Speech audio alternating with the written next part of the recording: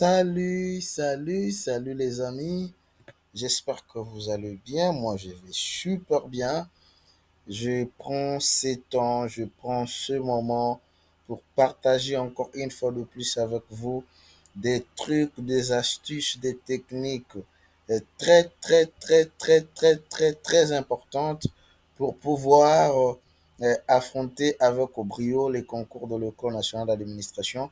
Raison pour laquelle, chers amis, nous avons tellement beaucoup de matière et aujourd'hui nous allons partager sur quelques éléments très importants qui constituent ce que nous avons appelé la maîtrise des techniques pour une rédaction impactante. C'est ça vraiment notre grand thème, notre module.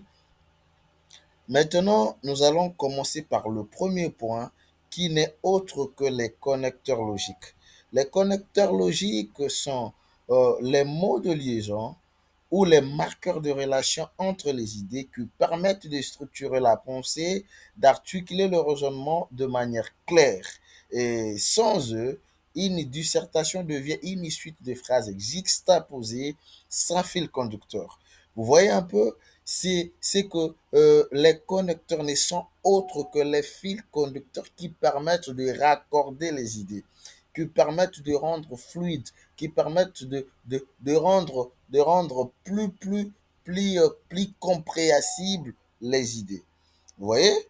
C'est un peu ça, chers amis. Et les connecteurs ont pour utilité de créer la cohérence logique entre le phrase, le paragraphe, le paragraphe, guider les lecteurs dans la progression de pensée, exprimer les relations entre les idées, que ce soit les causes, les conséquences, les oppositions, la thèse, l'antithèse et la synthèse, les thématiques. Les connecteurs permettent que, que ces éléments soient exprimés de façon de plus en plus cohérente. Vous voyez un peu? C'est un peu ça, chers amis. Et également la mise en valeur de l'argument et surtout les transitions. Les connecteurs logiques permettent de transiter facilement. Lorsque vous transitez, celui qui vous lit comprend directement qu'ici, vraiment, il a transité. Il a quitté un point X pour un point Y. Vous voyez un peu? C'est comme ça que ça se passe, c'est comme ça que la chose se réalise. Alors, chers amis, il est très important de maîtriser ces quelques éléments parce qu'ils sont d'une importance non négligeable pour rendre la lecture plus fluide et agréable, pour vous permettre d'écrire avec fluidité, avec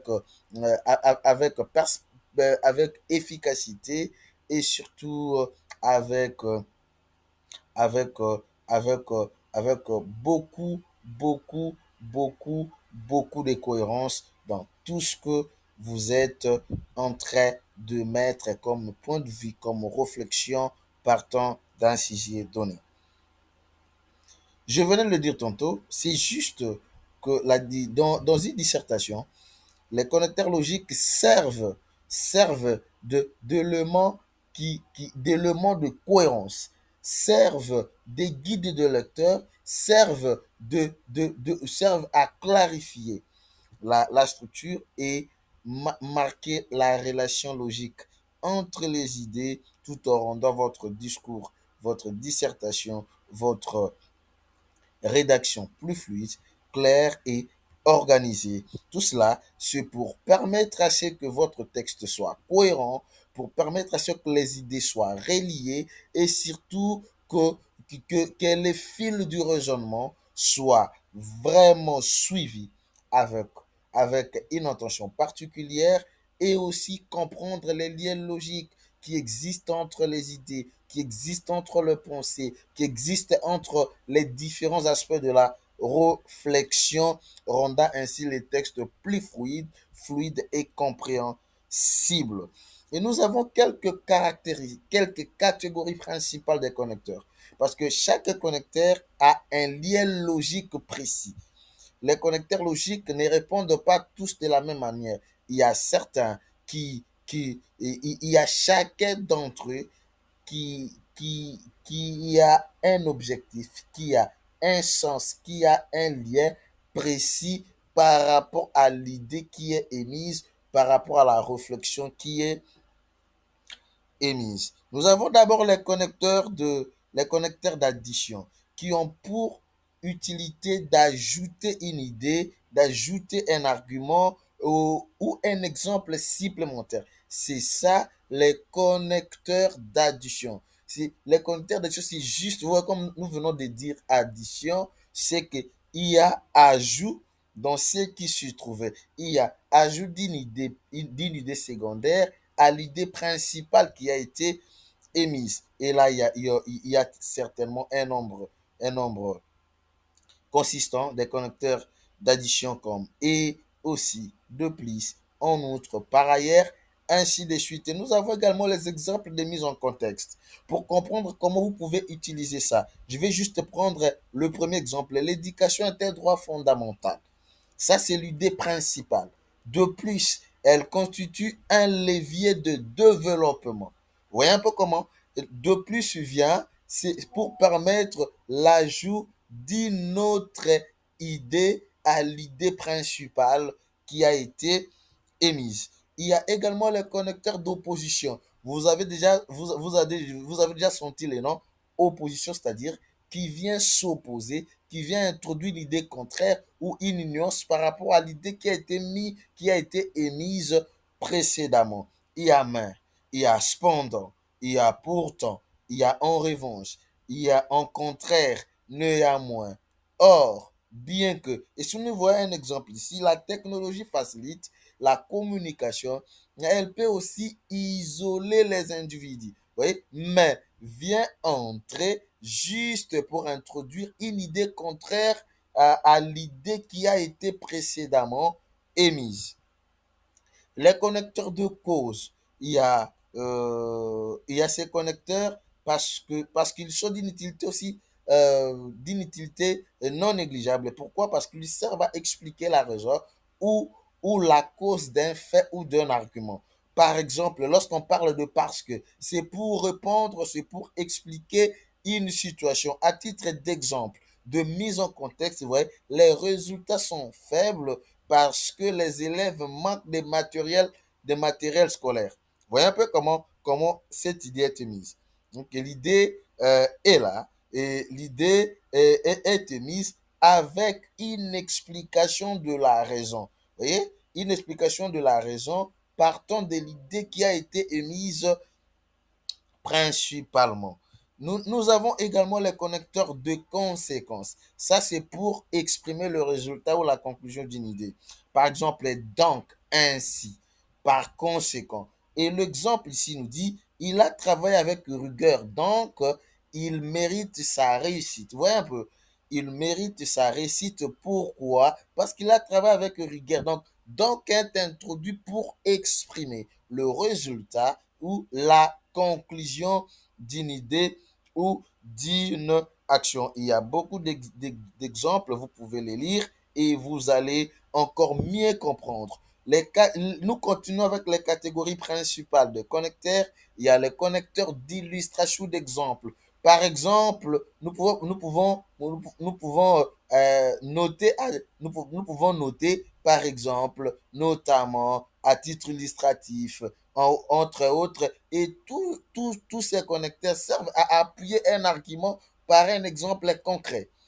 De nombreuses entreprises misent sur l'innovation comme Tesla et Apple. Là, nous sommes dans le contexte même d'une illustration. Il y a les connecteurs de comparaison. Les connecteurs de comparaison, ils permettent d'établir une ressemblance ou une différence entre des idées. Une ressemblance ou une différence entre des idées. Par exemple, il y a comme, de même que, autant que, et l'exemple des mises en contexte rend encore la compréhension plus claire. Les jeunes d'aujourd'hui utilisent davantage les réseaux sociaux que leurs aînés. Vous voyez, là nous sommes au niveau de connecteur des comparaisons, c'est pour établir la ressemblance ou une différence entre deux idées. Les connecteurs de bits, c'est pour exprimer l'objectif ou l'intention d'une action. c'est très, très important, c'est très intéressant. À titre d'exemple, d'exemple, nous avons pour, afin de, dans le but de, et l'exemple de mise en contexte rend encore la compréhension plus claire en disant il faut réformer les systèmes éducatifs. Ça, c'est notre première idée, afin de l'adapter aux besoins du marché. Afin vient juste pour exprimer l'objectif ou l'intention menée par cette action. Il y a les connecteurs de conditions et hypothèses. Ils expriment une possibilité, une condition, une restriction. Si, à condition que, pourvu que, à moins que, tout ça c'est une possibilité, une condition ou une restriction. À titre d'exemple de mise en contexte, les jeunes peuvent réussir si on leur donne ou si on leur donnait les moyens nécessaires. Vous voyez? Voyez un peu ça, chers amis. Tout ça, c'est pour vous permettre, mais il faut également noter que les connecteurs sont des natures différentes, ont des liens différents. Chaque connecteur a un objectif parce que déjà, les buts de chaque connecteur est spécifique en fait. Vous ne pouvez pas prendre le connecteur d'addition, mettre avec le connecteur au lieu à la place des connecteurs d'opposition. Là, vous cassez déjà l'élan de la compréhension et la progression lors de la lecture de votre copie sera pas limpide. Pourquoi? Parce que il y a quelque chose qui ne va pas. Il y a les connecteurs de temps. Ça, c'est pour organiser les idées dans le temps ou marquer une certaine chronologie.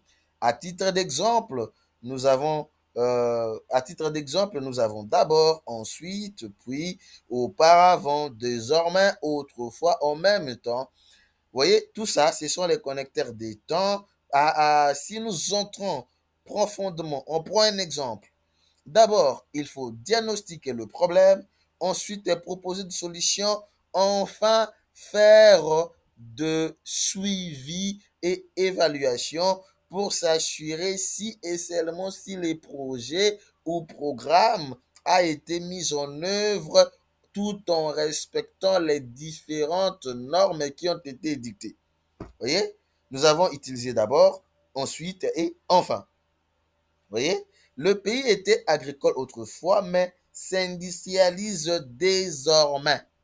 Ça, on est en train de marquer une idée dans les temps, on est en train de marquer une chronologie par rapport à la pensée qui est émise. Les connecteurs de conclusion et de synthèse servent à résumer une idée, à conclure un développement ou à ouvrir une réflexion. En somme, en conclusion, finalement, bref, en définitive, pour conclure. Vous voyez? Pour conclure, en conclusion, l'éducation demeure les socles de développement durable. Tous ces éléments sont d'une importance non négligeable, chers amis. Il faut vraiment les utiliser avec soin et surtout mettre chaque chose à sa place. Il y a également l'utilisation des connecteurs dans une dissertation.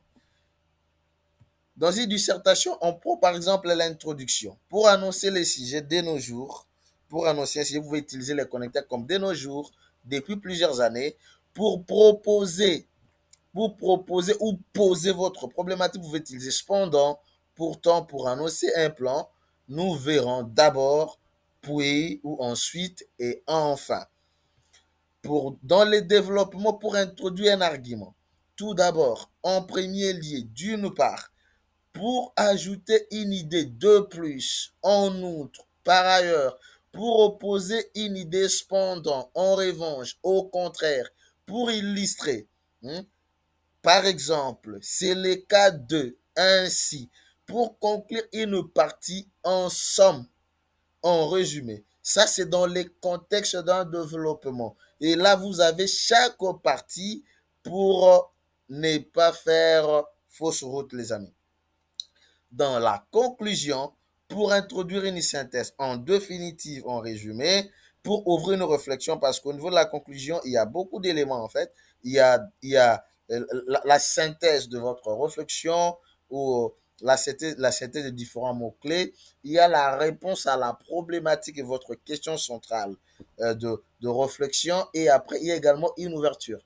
L'ouverture sert à puiser dans les profondeurs pour plonger d'autres chercheurs dans cette réflexion. Peut-être que toi, tu t'étais arrêté quelque part, les autres viendront pour approfondir. Approfondir, allais-je dire. Les conseils pratiques, chers amis, quelques conseils pratiques, vérifier, varier les connecteurs. Évitez de répéter les mêmes comme donc ou mais à chaque phrase. Il y a beaucoup de connecteurs, prière de choisir. Même par catégorie, 3 connecteurs, alors vous aurez déjà tout ce qu'il faut sur les 10 catégories. Vous aurez déjà 30 connecteurs et c'est fini, c'est suffisant pour vous. Choisir les connecteurs adaptés à la relation logique ou réelle entre les idées. Ne pas en abuser. Trop de connecteurs alourdissent les textes. Je vais le dire tantôt, choisissez 2 ou 3 connecteurs par catégorie, c'est déjà suffisant. Les placer avec justesse pour guider le lecteur sans les distraire. Il ne faut pas mettre les connecteurs pour mettre, mais il faut mettre pour rendre encore plus fluide votre réflexion et permettre à ce que celui qui vous lit ne se perde pas, mais poursuivre sa lecture avec inquiétude. J'ai quelques exemples ici, les exemples pratiques. Une phrase sans connecteur ainsi que phrase avec connecteur, vous verrez la différence. Sans connecteur, nous avons la technologie évolue vite, point. Les jeunes y consacrent beaucoup de temps, point. Cela peut nuire à leurs études. Vous avez écrit. Et ça, quand même, il y a une idée de base par rapport à ça. Mais lorsqu'on ajoute les connecteurs, vous voyez ce que ça donne. La technologie évolue rapidement, point. Ainsi, les jeunes y consacrent beaucoup de temps. Cependant, cet usage excessif peut nuire à leurs études. Là, le texte devient plus fluide, clair et logique. En termes de conclusion, chers amis, les connecteurs logiques jouent un rôle non négligeable pour une rédaction plus fluide et cohérente. Alors, ne les mettez pas de côté, il faut les utiliser parce que c'est très, très important. Ce qui me reste, c'est vous dire grand merci pour avoir accepté de souscrire et de prendre part à cette formation. Et je vous souhaite toutes les bonnes choses du monde. Sans plus tarder, nous allons aborder notre point très important sur la gestion du stress avant, pendant et après. Alors, les amis, juste après, nous allons aborder des autres points pour terminer ce module et attaquer un autre aspect très important de notre formation. Merci beaucoup. On se retrouve tout de suite.